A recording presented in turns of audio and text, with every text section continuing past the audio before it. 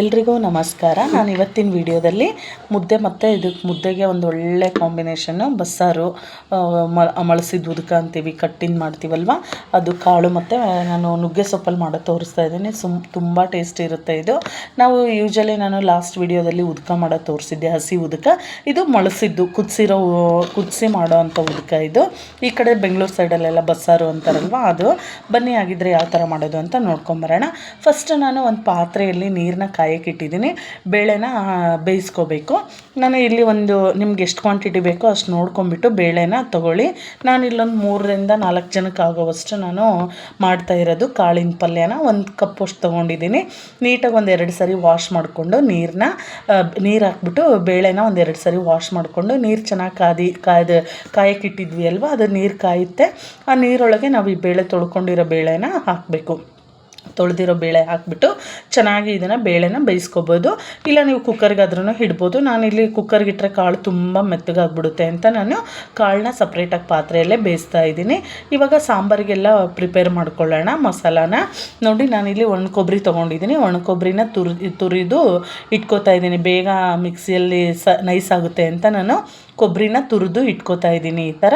ಆಮೇಲೆ ಇದಕ್ಕೆ ಇನ್ನು ಈ ಒಣ ಕೊಬ್ಬರಿ ತೊಗೊಂಡಿದ್ದೀನಿ ಅಲ್ವಾ, ಇನ್ನು ಸ್ವಲ್ಪ ಹಸಿ ಕೊಬ್ಬರಿನೂ ಹಾಕಬೇಕು, ಟೇಸ್ಟ್ ಚೆನ್ನಾಗಿರುತ್ತೆ. ಅದೊಂದು ಸ್ವಲ್ಪ ಹಾಕೋಣ. ನಾನಿಲ್ಲಿ ಒಣ ಕೊಬ್ಬರಿ ಒಂದು ಸ್ವಲ್ಪ ತಗೊಂಡಿದ್ದೀನಿ. ಸ್ವಲ್ಪ ಆಮೇಲೆ ಹಸಿಕಾಯಿ ತುರಿನೂ ತೊಗೋಬೇಕು. ಸ್ವಲ್ಪ ಹಸಿಕಾಯಿ ಹಾಕಿದರೆ ಟೇಸ್ಟ್ ಚೆನ್ನಾಗಿ ಬರುತ್ತೆ. ಇಲ್ಲ ನಿಮಗೆ ಹಸಿಕಾಯಿ ಬೇಡ ಅಂದರೆ ಬರೀ ಒಣಕೊಬ್ಬರಿ ಆದ್ರೂ ಹಾಕಿಬಿಟ್ಟು ಮಾಡ್ಕೋಬೋದು. ನಾನಿಲ್ಲಿ ಅದೊಂದು ಸ್ವಲ್ಪ ಎರಡೂ ಹಾಕ್ಕೊತಾ ಇದ್ದೀನಿ. ಇದನ್ನೆಲ್ಲ ನಾವು ನೀಟಾಗಿ ಮಿಕ್ಸಿ ಮಾಡ್ಕೋಬೇಕು. ಇದು ಕಾಯಿ ತುರಿನ, ಹಸಿದು ಮತ್ತು ಒಣಗಿರೋ ಕಾಯಿ ತುರಿ ಏನು ರೆಡಿ ಮಾಡ್ಕೊಂಡಲ್ವ, ಮಿಕ್ಸಿ ಬೇಗ ಜಾರಲ್ಲಿ ಸಣ್ಣ ಆಗುತ್ತೆ ಅಂತ ಈ ಥರ ತುರಿದು ಇಟ್ಕೊಂಡಿದ್ದೀನಿ. ಆ 2 ಕೊಬ್ಬರಿನೂ ಹಾಕ್ಕೊಂಡಿದ್ದೀನಿ ಮಿಕ್ಸಿ ಜಾರಿಗೆ.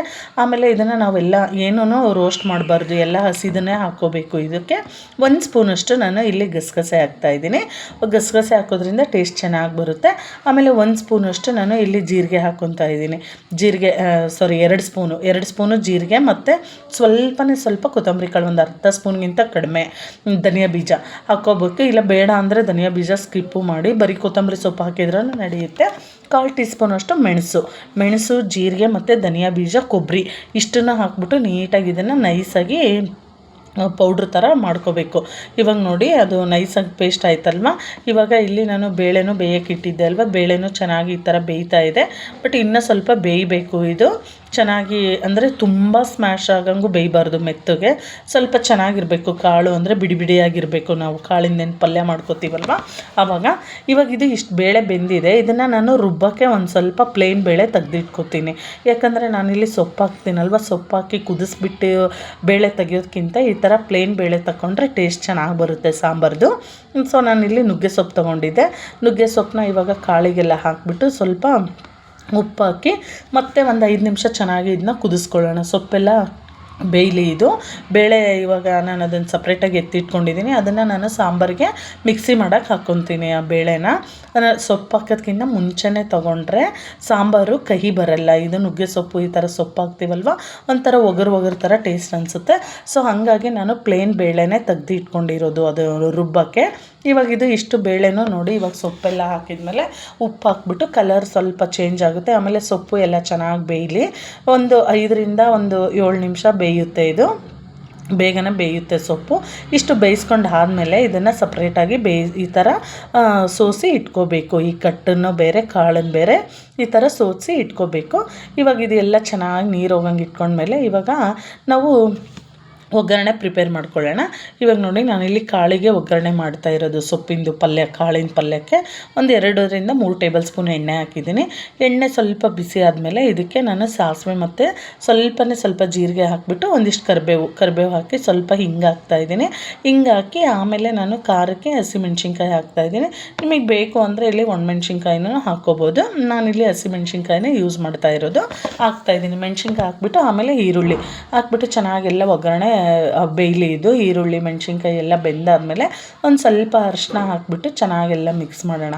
ಅರಿಶಿನೂ ಹಾಕಿಬಿಟ್ಟು 1 ನಿಮಿಷ ಎಲ್ಲ ಚೆನ್ನಾಗಿದೆಯಲ್ಲ ಫ್ರೈ ಆದಮೇಲೆ ನಾವೇನು ಕಾಳನ್ನು ಈ ಥರ ನೀರು ಸೋರಕ್ಕೆ ಹಾಕಿ ಇಟ್ಕೊಂಡಿದ್ವಿ ಅಲ್ವಾ, ಸೊಪ್ಪು ಮತ್ತು ಈ ಕಾಳನ್ನು ಈ ಒಗ್ಗರಣೆಯಲ್ಲಿ ಹಾಕಿಬಿಟ್ಟು ಚೆನ್ನಾಗೆಲ್ಲ ಮಿಕ್ಸ್ ಮಾಡ್ಕೋಬೇಕು. ನೀಟಾಗೆಲ್ಲ ಮಿಕ್ಸ್ ಮಾಡಿ ಇದನ್ನು ಮತ್ತೆ 1 ನಿಮಿಷ ಚೆನ್ನಾಗೆಲ್ಲ ಒಗ್ಗರಣೆ ಜೊತೆ ಮಿಕ್ಸ್ ಆಗೋಂಗೆ ಚೆನ್ನಾಗಿ ಈ ಥರ ಕೈ ಆಡಿಸ್ತಾನೆ ಇರಬೇಕು. ನೀಟಾಗಿ ನೋಡಿ ಈ ಥರ ಫುಲ್ಲು ಮೆತ್ತಗಾಗಿಲ್ಲ, ಕಾಳು ಉದ್ರಾಗಿ ಚೆನ್ನಾಗಿ ಬಂದಿದೆ. ಇದಕ್ಕೆ ನಾನು ಸ್ವಲ್ಪ ಮಸಾಲ ಪುಡಿ ಹಾಕ್ತಾಯಿದ್ದೀನಿ. ನಾವು ಮಾಮೂಲಿ ಯೂಸ್ ಮಾಡ್ತೀವಲ್ವ ಡೈಲಿ ಪಲ್ಯದ ಪುಡಿ, ಸಾಂಬಾರು ಪುಡಿ, ಅದನ್ನು ಒಂದು ಅರ್ಧ ಸ್ಪೂನಷ್ಟು ಹಾಕ್ಬಿಟ್ಟು ನೀಟಾಗೆಲ್ಲ ಮಿಕ್ಸ್ ಮಾಡಿ ಸಾಂಬಾರು ಪುಡಿ ಹಾಕಿದ್ಮೇಲೆ ಇನ್ನು ಲಾಸ್ಟಲ್ಲಿ ಕೊತ್ತಂಬರಿ ಸೊಪ್ಪು ಮತ್ತು ಸ್ವಲ್ಪ ಕಾಯಿ ತುರಿ ಹಾಕಿಬಿಟ್ಟು ನೀಟಾಗಿ ಒಂದು ಸಾರಿ ಮಿಕ್ಸ್ ಮಾಡಿ ಮತ್ತೆ ಒಂದು ನಿಮಿಷ ನೀಟಾಗಿ ಇದನ್ನು ಸ್ವಲ್ಪ ಬಿಸಿ ಮಾಡ್ಕೊಳ್ಳೋಣ. ಬಿಸಿ ಮಾಡಿದರೆ ನೋಡಿ ರುಚಿಯಾಗಿರೋ ಒಂದು ಕಾಳಿಂದು ಪಲ್ಯ. ನುಗ್ಗೆ ಸೊಪ್ಪು ಸಖತ್ ಹೆಲ್ತಿಗೆ ತುಂಬ ಒಳ್ಳೆಯದು. ತುಂಬ ಐರನ್ ಕಂಟೆಂಟ್ ತುಂಬ ಇರುತ್ತೆ ಈ ನುಗ್ಗೆ ಸೊಪ್ಪಲ್ಲಿ. ಹೆಲ್ತಿ ಸೊಪ್ಪು ಅಂತಲೇ ಹೇಳ್ಬೋದು. ಇದು ಹೆಲ್ತಿ ಒಂದು ಸೊಪ್ಪಿನ ಪಲ್ಯ. ಕಾಳು ಹಾಕ್ಬಿಟ್ಟು ಈ ಥರ ಪಲ್ಯನೂ ರೆಡಿ ಆಯಿತು. ಇವಾಗ ಮುದ್ದೆಗೆ ಇವಾಗ ನೆಕ್ಸ್ಟ್ ಸಾರು ಮಾಡ್ಕೊಳ್ಳೋದು ನೋಡ್ಕೊಳ್ಳೋಣ. ಇದು ಉಪ್ಪು ಎಲ್ಲ ಒಂದು ಸರಿ ಟೇಸ್ಟ್ ನೋಡಿ, ಬೇಕು ಅಂದರೆ ನೀವು ಈ ಟೈಮಲ್ಲಿ ಉಪ್ಪು ಹಾಕ್ಬಿಟ್ಟು ಮಾಡ್ಕೋಬೋದು. ಇವಾಗ ಇದು ಕಾಳಿಂದು ಸೊಪ್ಪು ಮತ್ತು ಕಾಳದು ಹಾಕಿರೋದು ಪಲ್ಯ ರೆಡಿ ಆಯಿತು. ಇವಾಗ ನಾನು ಉದ್ಕ ಮಾಡೋ ತೋರಿಸ್ತಾ ಇದ್ದೀನಿ. ಅಂದರೆ ಕುದಿಸಿದ್ದು ಉದ್ಕ, ಬಸ್ಸಾರು, ಒಂದೊಂದು ಕಡೆ ಒಂದೊಂದು ಹೆಸರು ಹೇಳ್ತಾರೆ ನೋಡಿ. ಆ ಮಿಕ್ಸಿದು ಏನು ನಾವು ಪೌಡ್ರ್ ಮಾಡಿ ಇಟ್ಕೊಂಡಿದ್ವಿ ಅಲ್ವಾ, ಅದಕ್ಕೆ ಖಾರಕ್ಕೆ ಎಷ್ಟು ಬೇಕೋ ಅಷ್ಟು ಹಸಿಮೆಣ್ಸಿನ್ಕಾಯಿ, ಬೆಳ್ಳುಳ್ಳಿ ಮತ್ತು ಕೊತ್ತಂಬರಿ ಸೊಪ್ಪು ಇಷ್ಟನ್ನು ಹಾಕ್ಕೊಂಡಿದ್ದೀನಿ ನಾನು. ಆಮೇಲೆ ನಾನೇನು ಬೇಳೆನ ಪ್ಲೇನ್ ಬೇಳೆ ತೆಗೆದಿಟ್ಕೊಂಡಿದ್ನಲ್ವ, ಬೆಂದಿರೋ ಬೇಳೆನ, ಆ ಬೇಳೆನೂ ಹಾಕ್ಕೋಬೇಕು ಇದಕ್ಕೆ ಮಿಕ್ಸಿಗೆ ಹಾಕ್ಕೊಂಡು ನೀಟಾಗಿ ಇದನ್ನು ಫೈನ್ ಪೇಸ್ಟ್ ಥರ ಮಾಡಿಟ್ಕೊಳ್ಳೋಣ. ಇಲ್ಲಿ ನಿಮಗೆ ಹಸಿ ಖಾರ ಬೇಡ ಅಂದರೆ ನೀವು ಒಣಮೆಣ್ಸಿನ್ಕಾಯಿನೂ ಸ್ವಲ್ಪ ಆಯಿಲ್ ಹಾಕ್ಬಿಟ್ಟು ಹುರಿದು ಮೆಣಸಿನ್ಕಾಯಿನೂ ಹಾಕ್ಕೋಬೋದು, ಅದನ್ನು ಟೇಸ್ಟ್ ಚೆನ್ನಾಗಿರುತ್ತೆ. ಇವಾಗ ಅದನ್ನು ಮಿಕ್ಸಿ ಮಾಡ್ಕೊಂಡಾದಮೇಲೆ ಒಗ್ಗರಣೆಗೆ ಇಟ್ಕೋಬೇಕು. ಒಂದು ಬಾಣಲಿಯಲ್ಲಿ ನಾನು 1-2 ಟೇಬಲ್ ಸ್ಪೂನ್ ಆಯಿಲ್ ಹಾಕ್ಬಿಟ್ಟು, ಆಯಿಲ್ ಬಿಸಿ ಆದಮೇಲೆ ನೋಡಿ ಸಾಸಿವೆ ಮತ್ತು ಜೀರಿಗೆ ಹಾಕ್ತಾಯಿದ್ದೀನಿ ಸ್ವಲ್ಪ. ಆಮೇಲೆ ಒಣಮೆಣ್ಸಿನ್ಕಾಯಿನ ಒಗ್ಗರಣೆಗೆ ಈ ಥರ ಪೀಸ್ ಮಾಡಿ ಹಾಕಬೇಕು. ಈ ಥರ ಹಾಕೋದ್ರಿಂದ ಟೇಸ್ಟ್ ಚೆನ್ನಾಗಿ ಬರುತ್ತೆ. ಆಮೇಲೆ ಕರಿಬೇವು, ಇದೆಲ್ಲ ಸ್ವಲ್ಪ ಎಣ್ಣೆಯಲ್ಲೇ ಫ್ರೈ ಆಗಲಿ. ಒಂದು ಚಿಟಿಕೆ ಹಿಂಗೆ ಹಾಕ್ತಾಯಿದ್ದೀನಿ. ಹಿಂಗೆ ಹಾಕಿದರೆ ಚೆನ್ನಾಗಿ ಬರುತ್ತೆ ಘಮ, ಮತ್ತು ಟೇಸ್ಟ್ ಕೂಡ ಚೆನ್ನಾಗಿ ಅನಿಸುತ್ತೆ ನೋಡಿ. ನನಗೆ ಎಲ್ಲದಕ್ಕೂ ಆಲ್ಮೋಸ್ಟ್ LGದೇ ಹಿಂಗೆ ಯೂಸ್ ಮಾಡ್ತಾ ಇರೋದು. ಎವರೆಸ್ಟು ಇಲ್ಲ ಅಂದರೆ LG, ಈ 2 ಹಿಂಗೆ ಚೆನ್ನಾಗಿ ಅನಿಸುತ್ತೆ. ಇದನ್ನೇ ನಾನು ಸ್ವಲ್ಪ ಒಂದು ಚಿಟಿಕೆ ಅರಿಶಿನ ಹಾಕಿಬಿಟ್ಟು, ಆಮೇಲೆ ನಾವೇನು ಮಿಕ್ಸಿ ಮಾಡ್ಕೊಂಡಿದ್ವಿ ಅಲ್ವಾ ಆ ಮಸಾಲಾನ ಆಯಿಲಲ್ಲೇ ಹಾಕಿಬಿಟ್ಟು ಫ್ರೈ ಮಾಡೋಣ. ಒಂದೇ ಒಂದು ನಿಮಿಷ ಅದು ಫ್ರೈ ಆಗಲಿ. ಆಯಿಲಲ್ಲಿ ಫ್ರೈ ಆದಮೇಲೆ ನಮಗೆ ಅದೇ ಒಂದು ಮಿಕ್ಸಿ ಜಾರಿಗೆ ಹಾಕ್ಬಿಟ್ಟು ಆ ಮಸಾಲೆ ಎಲ್ಲ ಬರೋಂಗೆ ಆ ಕಟ್ಟು ಏನಿರುತ್ತಲ್ವ, ನೀರು ಬೇಳೆ ಸೋಸ್ಕೊಂಡಿರೋ ನೀರನ್ನ ಅದನ್ನು ನಾವು ಮಿಕ್ಸಿ ಜಾರ್ಗೆ ಹಾಕ್ಕೊಂಡು ಆ ಮಸಾಲದೆಲ್ಲ ಬರೋಂಗೆ ನೀಟಾಗಿ ನೋಡಿ ನಮ್ಗೆ ಯಾವ ಒಂದು ಕನ್ಸಿಸ್ಟೆನ್ಸಿ ಬೇಕೋ ಅದನ್ನು ನೋಡಿಕೊಂಡು ನೀರನ್ನ ನಾವು ಹಾಕ್ಕೊಂಡು ನೋಡಿ ಈ ಥರ ಚೆನ್ನಾಗೆಲ್ಲ ಮಿಕ್ಸ್ ಮಾಡಿ ಚೆನ್ನಾಗಿ ಇದು ಕುದಿಬೇಕು. ಎಷ್ಟು ಚೆನ್ನಾಗಿ ಕುದಿಯುತ್ತೋ ಟೇಸ್ಟ್ ಅಷ್ಟು ಚೆನ್ನಾಗಿ ಬರುತ್ತೆ. ಇದು ತುಂಬ ಸಿಂಪಲ್ಲಾಗಿ ಮಾಡೋದು, ಏನೋ ಉರಿಯೋಂಗಿಲ್ಲ, ಏನೂ ಇಲ್ಲ, ತುಂಬ ಮಸಾಲ ಐಟಮ್ಸು ಏನೂ ಇಲ್ಲ. ಟೇಸ್ಟ್ ಅಂತೂ ಸೂಪರಾಗಿ ಬರುತ್ತೆ. ಮುದ್ದೆಗಂತೂ ತುಂಬ ಚೆನ್ನಾಗಿರುತ್ತೆ.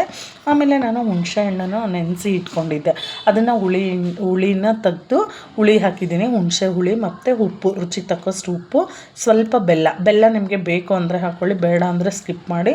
ನಾನು ಎಲ್ಲದಕ್ಕೂ ಒಂದು ಸ್ವಲ್ಪ ಬೆಲ್ಲ ಹಾಕ್ತೀನಿ. ಸೊ ಹಾಗಾಗಿ ನಾನು ಒಂದು ಸ್ವಲ್ಪ ಬೆಲ್ಲ ಹಾಕಿದ್ದೀನಿ ನೋಡಿ. ಬೆಲ್ಲ ಹಾಕಿ ಎಲ್ಲ ಚೆನ್ನಾಗಿ ಹುಳಿ, ಉಪ್ಪು, ಬೆಲ್ಲ ಮತ್ತು ಅದು ಮಸಾಲದು ಎಲ್ಲ ಕಟ್ಟು ಜೊತೆ ನೀಟಾಗಿ ಮಿಕ್ಸಾಗಿ ಈ ಥರ ಚೆನ್ನಾಗಿ ಕುದಿ ಹಿಡೀಲಿ. ಚೆನ್ನಾಗಿ ಒಂದು 5 ನಿಮಿಷ ಚೆನ್ನಾಗಿ ಕುದಿಬೇಕು. ಇದು ಕುದಿಯೋದಾದಮೇಲೆ ಇನ್ನು ಲಾಸ್ಟಲ್ಲಿ ಇದಕ್ಕೆ ಕೊತ್ತಂಬರಿ ಸೊಪ್ಪು ಹಾಕಿದರೆ ರುಚಿಯಾಗಿರೋ ಒಂದು ಘಮ ಆಗಿರೋ ಒಂದು ಬಸ್ಸಾರು ತುಂಬ ಸಿಂಪಲ್ಲಾಗಿ ರೆಡಿ ಆಯಿತು. ಟೇಸ್ಟ್ ಅಂತೂ ಮುದ್ದೆ ಜೊತೆ ಸೂಪರಾಗಿರುತ್ತೆ ನಿಜವಾಗ್ಲೂ. ಬರೀ ನಾವು ನಮ್ಮ ಸೈಡೆಲ್ಲ ಬರೀ ನಾರ್ತ್ ಕರ್ನಾಟಕ ಕಡೆ ಎಲ್ಲ ಹಸಿ ಉದ್ಕ ಮಾಡೋದು. ಈ ಬಸ್ಸಾರು ಒಂದು ಸರಿ ಅದೇ ಕಟ್ಟಿಗೆ ಟ್ರೈ ಮಾಡಿ ನೋಡಿ, ಸಖತ್ತಾಗಿ ಬರುತ್ತೆ ಟೇಸ್ಟು. ನಿಮಗಂತೂ ನಿಜವಾಗ್ಲೂ ಇಷ್ಟ ಆಗುತ್ತೆ. ಯಾವ ಥರ ಬಂದಿದೆ ಅಂತ ಕಮೆಂಟಲ್ಲಿ ತಿಳಿಸಿ. ನೀವು ಮಾಡಿ ಆದಮೇಲೆ ಸೂಪರ್ ಅಂದರೆ ಸೂಪರಾಗಿ ಬರುತ್ತೆ. ನಿಮಗೂ ಈ ವಿಡಿಯೋ ಇಷ್ಟ ಆಗಿದ್ದರೆ ಪ್ಲೀಸ್ ಲೈಕ್ ಮಾಡಿ. Thank you.